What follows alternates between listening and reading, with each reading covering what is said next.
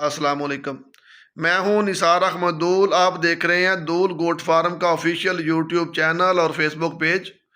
कैसे हैं दोस्तों? उम्मीद करता हूं कि आप सब खैरियत से होंगे। इतनी सारी मेडिसन स्क्रीन पर देखकर आप बिल्कुल परेशान हो जाएंगे, मगर दोस्तों आपने परेशान नहीं होना।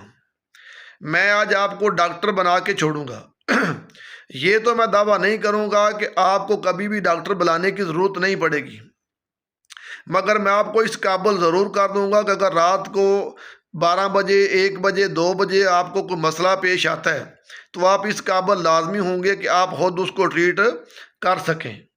मैं जिस मेडिसन का आपको बताऊंगा वो इंशाल्लाह ताला तफसील के साथ बताऊंगा, और अगर मैंने महसूस किया कि वीडियो ज़्यादा लंबी हो रही है तो हम इसके 2 या 3 पार्ट कर लेंगे, मगर जो चीज़ आपको समझाएंगे इंशाल्लाह ताला वो दोबारा किससे पूछने की ज़रूरत नहीं पड़ेगी।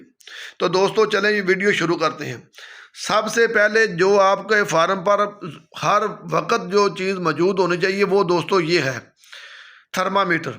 इससे बुखार चेक किया जाता है। ये तकरीबन 150 से 200 रुपये का किसी भी इंसानी मेडिकल स्टोर से मिल जाता है।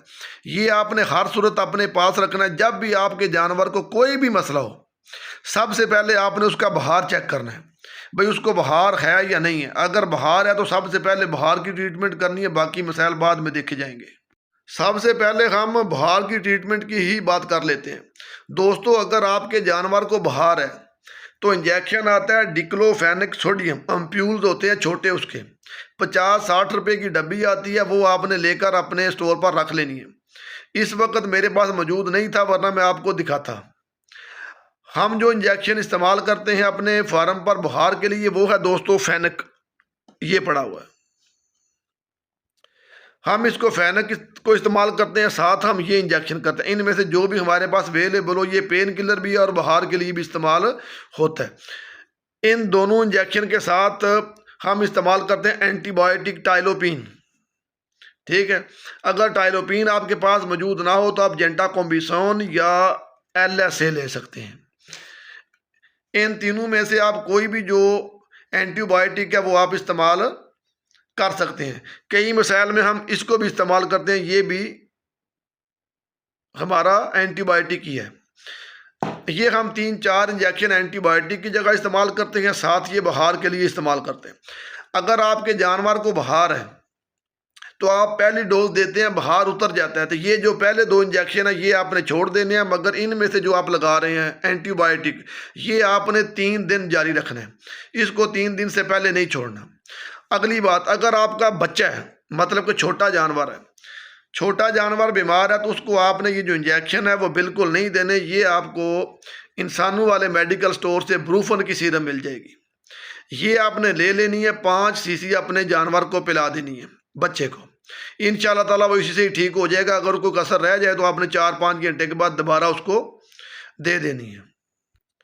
अच्छा, जो इंजेक्शन की डोजेज हैं, ये जो फेनिक है ये तकरीबन आपने 3 से 4 सीसी अपने बड़े जानवर को लगाना है, और ये जो एंटीबायोटिक होते हैं ये भी आपने 3 से 4 सीसी अपने जानवर को एक टाइम लगाना है, और ये जो एंटीबायोटिक है आपने 3 दिन जारी रखने हैं। एक और मसला होता है जानवरों को मोक का, और ये बड़ा ही ख़तरनाक और ज़बरदस्त किस्म का हमला होता है। अगर आपका जानवर जिसको मोक लगी हुई है वो बच्चा है तो आपने उसको कोई भी इंजेक्शन नहीं लगाना। ये आपको मैं गोली दिखाता हूँ फ्लैजल की, ये आपको किसी भी इंसानों वाले स्टोर से मिल जाएगी। ये आपने लेकर अपने जानवर को एक गोली उसके मुंह में डालकर ऊपर से नमकोल वाला पानी पिला देना है, इंशाल्लाह ताला फाका हो जाएगा।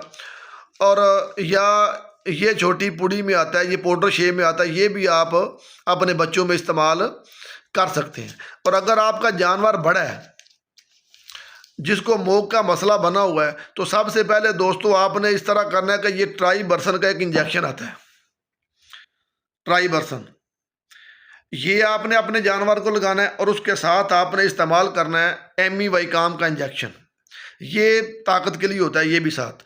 अगर एमीवाइकाम आपके पास अवेलेबल नहीं है तो आपने लगा लेना है ईवा का इंजेक्शन, ये भी ताकत के लिए इस्तेमाल होता है। अगर आपके पास ये भी नहीं है तो आप B12 या B कॉम्प्लेक्स का भी इस्तेमाल कर सकते हैं। ये तो हो गए इंजेक्शन जो आपने जानवर को लगाने हैं, और साथ जो आपने पिलानी है ये सल्फाडेमाडीन का इंजेक्शन आता है। सल्फा डेमाडीन मैं आपको करीब करके दिखाता हूँ। ये आपने इंजेक्शन लगाना नहीं है, ये अपने बड़े जानवर को तकरीबन 10 सीसी पिलाना है, या आप नो सिकोर के नाम से आपको एक सीरम मिलता है। ये दोनों में से जो भी आपके पास अवेलेबल हो, ये आपने जानवरों को पिला देना है, ठीक है। अगर आपके जानवर को फाका हो जाए तो आपने छोड़ देना है। साथ ये जो इंजेक्शन है, ये आपने मुसलसल तकरीबन 3-4 दिन अपने जानवर को लगाने हैं। और अगर आपका छोटा जानवर है, वो मैंने आपको अलहदा बता दिया है। एक और बड़ी अहम बात, अगर आपने छोटे जानवर को लाजमी इंजेक्शन लगाना है, मतलब कि उसकी हालत सीरियस है, तो आपको इंजेक्शन लगाना ही नागज़ीर है। तो आपने जो आपका छोटा बच्चा है उसके लिए इंसुलिन की सिरिंज इस्तेमाल करनी है। बड़ी सिरिंज से आपने बच्चे को कभी भी इंजेक्शन नहीं लगाना। और जो बड़ी बकरी है उसके लिए आप इंसानों वाली सिरिंज का भी इस्तेमाल कर सकते हैं, या एक ये बकरियों के लिए स्पेशल सिरिंज होती है सुई, इसका भी आप इस्तेमाल कर सकते हैं। दोस्तों, बहार और मोक की तफसील के साथ मैंने आपको सारी मेडिसिन बता दी है। तो इंशाल्लाह ताला दूसरी जो ज़रूरी मेडिसिन है उनकी तफसील इंशाल्लाह ताला दूसरे पार्ट में शेयर करेंगे। अपना बहुत सारा ख्याल रखिएगा। अस्सलामु अलैकुम वरहमतुल्लाहि वबरकातुहू।